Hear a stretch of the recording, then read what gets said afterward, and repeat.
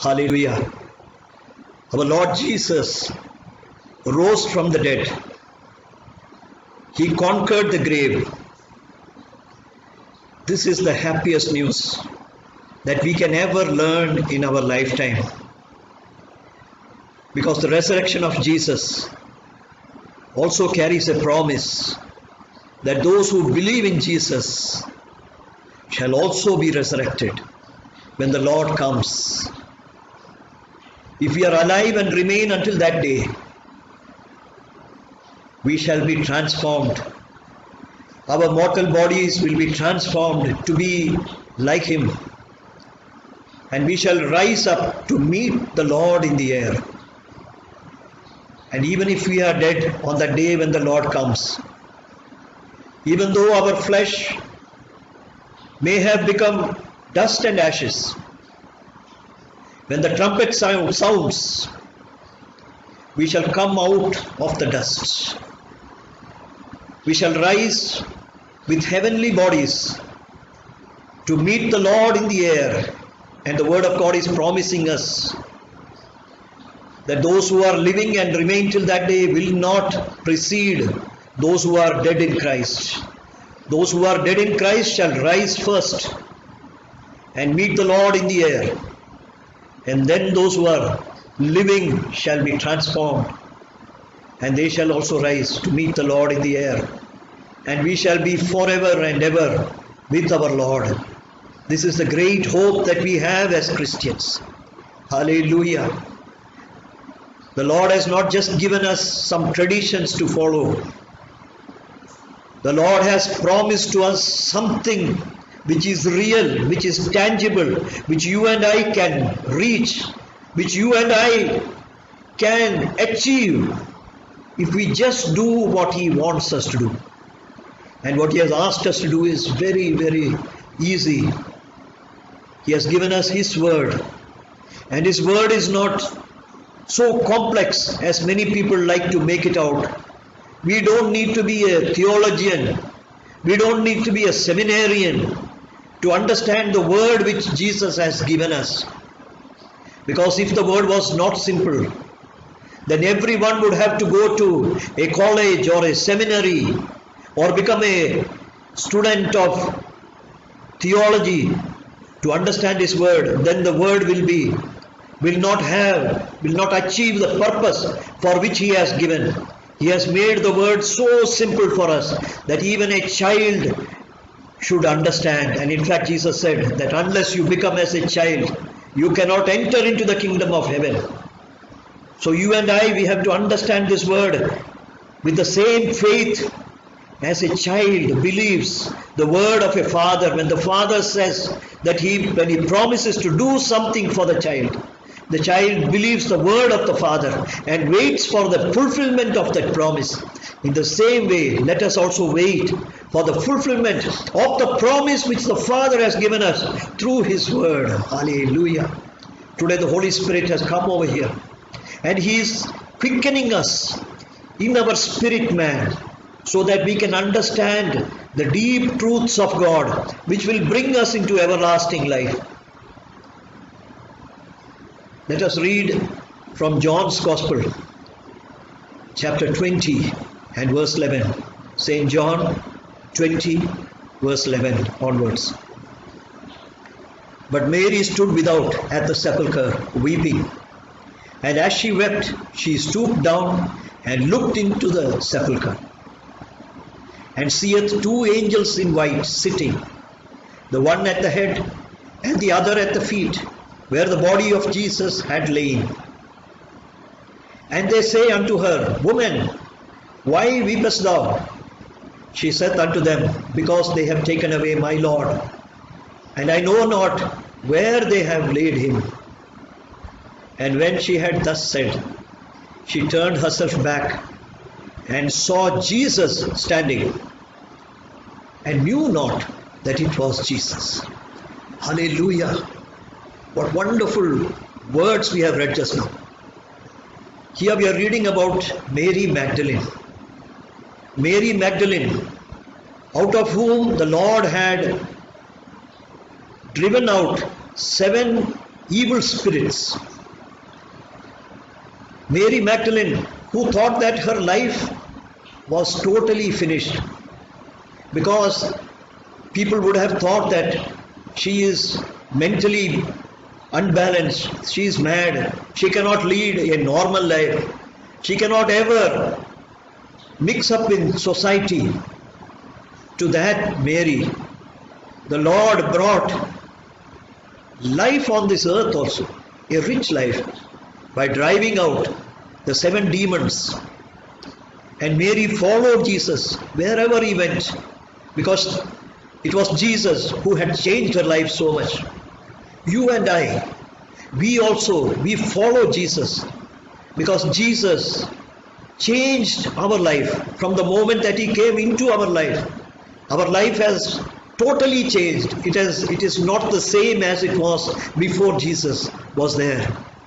And that's why we are following Jesus. That is why we are hungry to hear his word. That is why we are hungry to see his face. And Jesus, when he had died on the cross, and Mary, she was at the foot of the cross, Mary Magdalene, she saw Jesus dying on the cross. She never imagined, she never believed that the same Jesus who died on the cross so painfully would come back to life. Maybe she had heard some apostles speaking about the words that Jesus had said, that he will be put to death and on the 3rd day he shall rise again. But she would not have paid much attention to that, because who has ever heard of a person dying, a human being dying and coming back from the dead? So she thought maybe that Jesus is talking figuratively. Jesus is not meaning it literally. The word of God has to be understood literally. This is what the life of Jesus is showing to us. We can believe all the promises of God will take place literally. If the Lord is talking about a resurrection for us, that will take place literally. When he says that we will come back from the grave, it is not just our spirit which will come back, but the Lord has already prepared bodies for us, and those bodies are different from the bodies which we have today, which will age, which will look old, which will have diseases, which will have some deformities, some hair missing, some teeth missing, some limb missing because of some accident, some injuries and scars which are there on the body because of some accidents that we suffered in our lifetime. The body which the Lord has prepared for us is a glorious body. It is a new body. Hallelujah. You and I, we should long to come and put on that body. Hallelujah. Because that body is a spiritual body, and it is also a body which can be touched. Hallelujah. It can be seen. It can be touched. It can be felt. That is the body which the Lord has prepared for us. And Mary, she was standing at the sepulchre because she had seen where the soldiers were taking Jesus, where Joseph of Arimathea and Nicodemus and other people were taking the body of Jesus, and where they were keeping the body. She as well as other women, they followed and they saw where Jesus had been kept. And now she had come early in the morning, and she had seen that the tomb was open, the stone had been rolled, and she ran and she went and told the apostles that they have taken away the body, and we do not know where they have laid the body of Jesus. In fact, she did not even mention him as a body. She could not think that Jesus was dead, and she said that they have taken away the master, because for her Jesus was so alive even after on the 3rd day. And she returned back again to the tomb because she had seen Peter and John running ahead to go to the tomb, and she was following. But when she reached there, both John and Peter had gone, and she just stood at that sepulchre and she was weeping. She did not understand what had happened, why Peter and John had gone away. There was no one there, and she was standing there and she was weeping. She was in grief over there for the Savior who had died, for her master who had died, for her healer who had died. She was weeping. But then she stooped down and she looked into the sepulchre, and what she saw amazed her. She saw 2 angels in white. She understood that they were angels, because there cannot be such beings. ever in this earth. She has never seen such beings as the heavenly angels.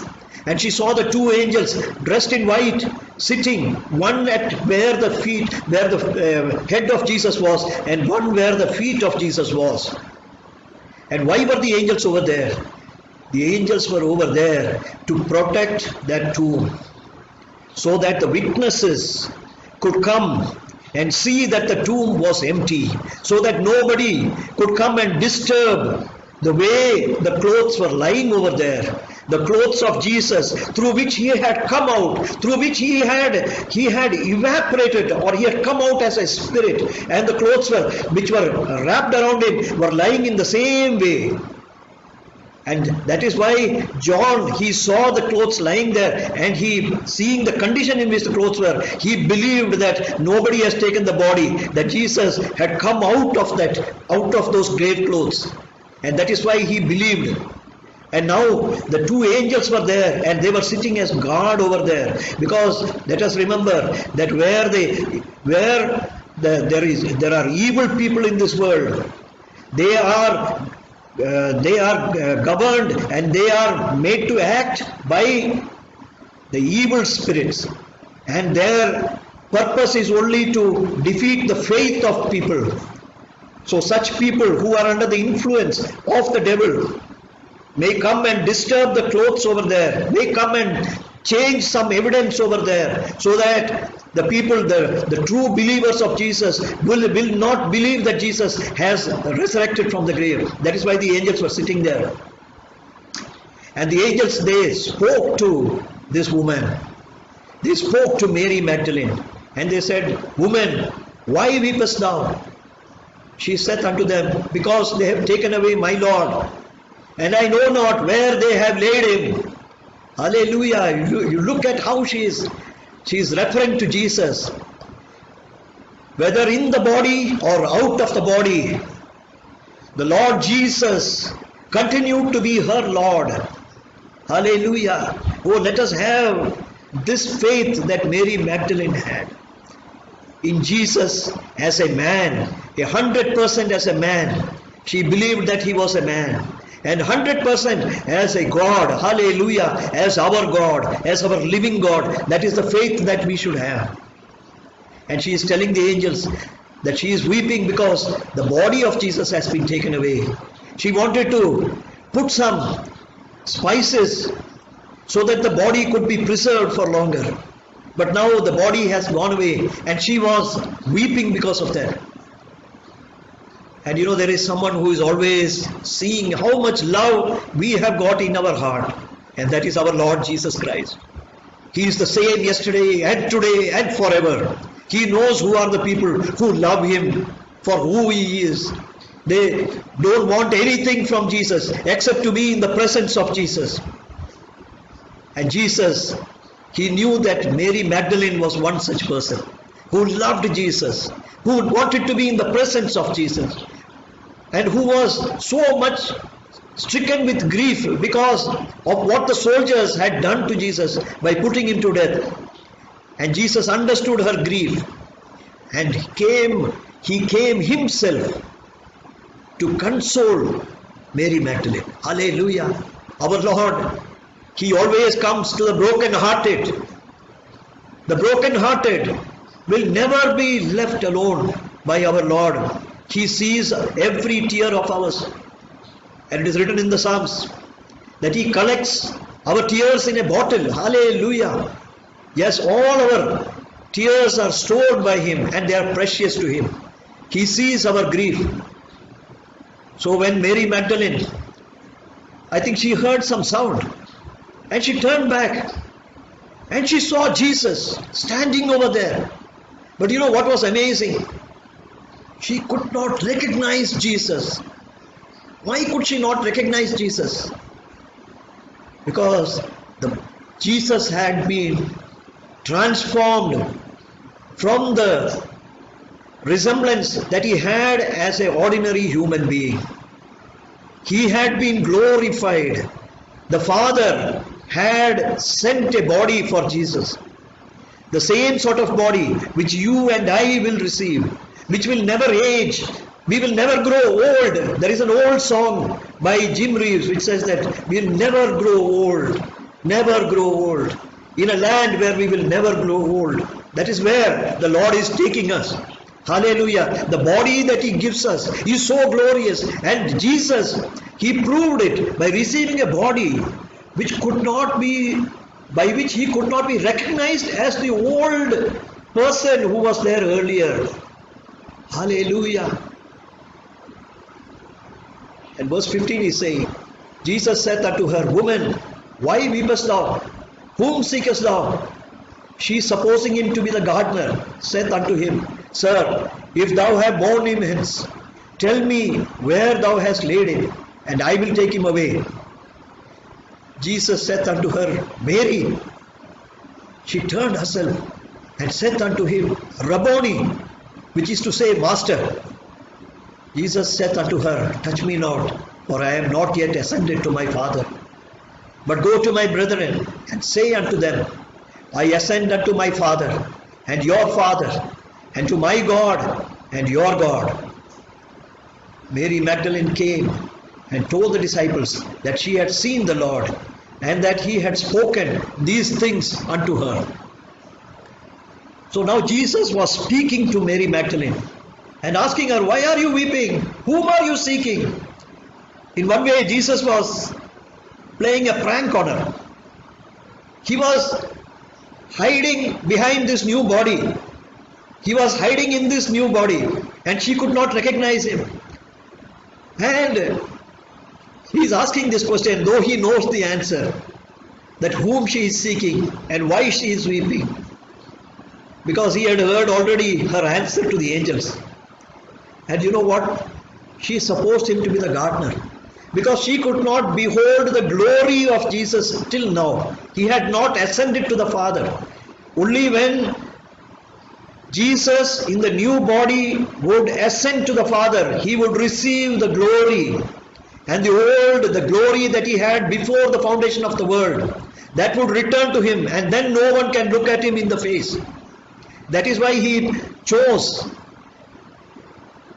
that this timing, that Jesus would come over there so that Mary would be able to see Him in the glorified body, no doubt, but it is in the new body, no doubt, but before He had received the full glory from the Father. In fact, the glory, it came in stages. There was a glory that He had before He died. There was a glory. And it was through that glory that He did all the miracles. You remember the woman who came and touched the hem of His robe and got the healing, because the virtue flowed out from Jesus. The glorious part of Him, the Spirit, flowed out from Jesus and touched her. So there was a glory which was there when He was in the flesh before He went to the cross. There is another level of glory which He received with the new body, the resurrected body.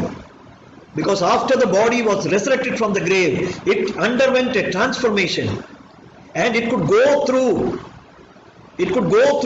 walls, it could go through solid objects. The same glorious body, it could be seen at 2 or 3 places at a long distance away also. For this new body, distance and space and all these things did not matter at all, as it matters to us. So Jesus, when He came to Mary Magdalene, He was in the second state, that He had just resurrected, and He is having now the transformed body. But there is another transformation that has taken place after Jesus ascended to heaven, after the 40 days that He was spending with the disciples. Then He rose up to the right hand of the Father and received the complete, the full glory that He had before He came to this earth. Hallelujah! That is the glory that even you and I, we are going to enjoy. That is going to be kept ready for us. There will be a glory that we are having after we become the followers of Jesus. Amen. In the name of Jesus, the Lord will work wonders and miracles and answers to our prayers because of the glory that He has shared with us. Then after we are resurrected and before we ascend to the cloud to meet Jesus, He will give us one glory. Then after that, when we are with Jesus and we are with Him forever, His glory shall come over us. Hallelujah. And we will be overshadowed by His glory. And then we will receive the glory, and we shall be, the word of God is telling, we shall be as He is. Hallelujah. When we behold Him, we shall be as He is. Amen. So here, Jesus turned unto Mary, said unto her, Mary. She turned herself and said unto Him, Rabboni, which is to say, Master. Now she was able to recognize the voice, because when He called her Mary, immediately she recognized that this is Jesus, the voice of Jesus. Now she was able to make out, and she recognized Him as Rabboni, that is to say, Master. This was the Master whom she was seeking, but He was no longer dead. He was no longer in the grave. He has risen from the dead. Hallelujah. Hallelujah. Our Lord lives today. This is the greatest news that we have. And Jesus said unto her, Touch me not, for I am not yet ascended to my Father. But go to my brethren and say unto them, I ascend unto my Father and your Father, and to my God and your God. So this is the news, that the happy news, the wonderful news, the nearly too good to be true news which Jesus has told to Mary Magdalene, that you go and tell to my brethren. Who are the brethren? All those who believed in Jesus Christ become His brethren. Hallelujah. There is no difference at all, whether it is a male or a female. All become His brethren. There is no difference in age, whether it's an old person or a young person or a small child. They all become the brethren of Jesus when they believe in Jesus. Hallelujah. And He's telling that you go and tell to my brethren that I am ascending to my Father. Yes, after His resurrection, after the life came into the dead body of Jesus Christ in the grave, He waited for one disciple.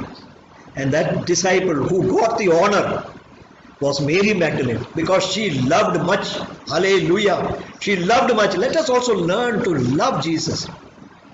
If we love Him, then there are very special things, very special experiences kept for those who love Jesus. He has reserved the best for those who love Him. It is not to say that others will not go to heaven. Indeed, all those who believe in Jesus will go to heaven. But there are levels of experiences. And the best experience is kept for those who love more. Let us pray to Jesus that, Lord, you fill our heart with love through the Holy Spirit. Because one of the fruits of the Holy Spirit, one of the main fruits of the Holy Spirit, is the love that He can give us as a fruit. And this love that will help us to love Jesus and love the Father and love the Holy Spirit in the way that they love us. Hallelujah. Mary Magdalene came and told the disciples that she had seen the Lord and that He had spoken these things unto her. I can imagine that the disciples would not have believed what Mary Magdalene spoke. Because unless one has got a personal experience with the risen Lord, it is very difficult to believe what others are accounting. They may say that it is a vision. They may say it is a dream. They may say that she may have been mistaken. But Mary Magdalene, she came and told the disciples exactly what Jesus had told her. And what was the thing that Jesus had told her? That you go and tell them that I am ascending to my Father. This is the good news. Jesus ascended to the Father. And the Father became not only Jesus' God, but also our God. Hallelujah. We were strangers to the covenant. But we became a brother of Jesus. And the Father God became our Father and our God. So this is the news that Mary Magdalene shared with them. Then the same day at evening, being the first day of the week, when the doors were shut, where the disciples were assembled for fear of the Jews, came Jesus and stood in the midst and said unto them, Peace be unto you. And when He had so said, He showed unto them His hands and His side. Then were the disciples glad when they saw the Lord. Hallelujah. Amen. See, the tomb, the stone to the tomb was not removed because Jesus could not come out of that. The stone to the tomb was removed so that the witnesses could come and ensure that Jesus had risen from the dead. That is why, even though the doors were shut and it was a Sunday in the evening, on the resurrection day, on a Sunday in the evening, when the doors were shut and when the disciples were filled with fear because the Jews had killed Jesus and they were marked as disciples, and so they were also awaiting that some form of persecution would come onto them. They were assembled for fear of the Jews. That time Jesus came. Hallelujah. You can imagine when Jesus came, the fear, it went away from them, and peace came unto them because Jesus spoke to them and said, peace be unto you. When the Lord says peace, there shall be peace. When he spoke to the raging seas, when he spoke to the storm and said peace, immediately the raging storm stopped. The raging winds and the waves, it became calm. In the same way, when Jesus came and talked to them and said, peace be unto you, all their fears went away. Hallelujah. What a great experience he has given. And now, even now, they could not believe that this is Jesus whom they saw, because the Jesus whom they knew, who went on the cross, was different. So, because he had come into a resurrected body, the body had been resurrected and it had undergone a transformation. It had become more glorious. So then he had to prove to them that it was himself. Do you know the great thing about our Lord Jesus? Even after his resurrection, he has kept all the marks in his body. Even when we go to heaven, we shall see his nails, and it will be, the nail printed hand, that we will see it there, and we will see his side, that where the spear had been pierced. We will still see the spear mark over there. We will see the print of the nails in his hand. Hallelujah. We will see that there will be scars on his head where the thorns had pierced his head. Hallelujah. Jesus has kept it over there. Because he has kept it as a sign, as a victory, as a trophy. It is like a cup which a victor keeps. Through those injuries, he has brought us all into salvation.